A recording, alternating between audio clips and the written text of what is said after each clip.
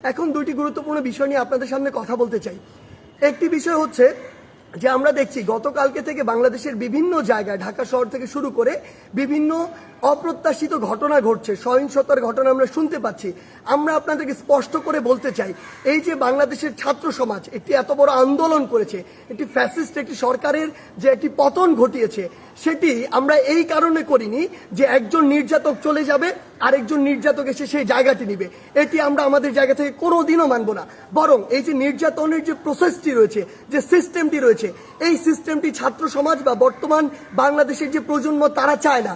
সেই নির্যাতনের সিস্টেমটি চেঞ্জ করার জন্য আমরা আমাদের এই আন্দোলনটি করেছি, এই অভ্যুত্থানটি ঘটিয়েছি পুরো বাংলাদেশের মানুষকে নিয়ে।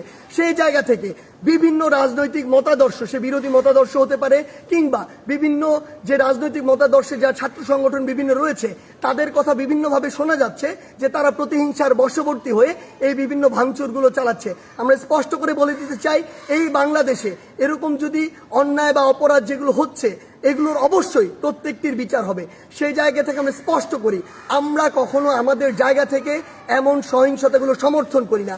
একটি দল 15-16 বছর ধরে বাংলাদেশে এই একটি রেজিম চালিয়েছে, একটি যে স্বৈরাচারী ব্যবস্থা চালিয়েছে, আবার কেউ এসে যদি এটি চালায় তাহলে আসলে পরিবর্তনটা হলো কি, লাভটি হলো কি? আমাদের প্রত্যাশার সাথে এটা কোনোদিন প্রাসঙ্গিক হয়? কখনো হয় না। তাই আমাদেরকে এটা আমাদের কাজের মাধ্যমে প্রকাশ করতে হবে যে আমরা যে বাংলাদেশের স্বপ্ন দেখি সেটি আসলে আমরা সত্যি করতে চাই।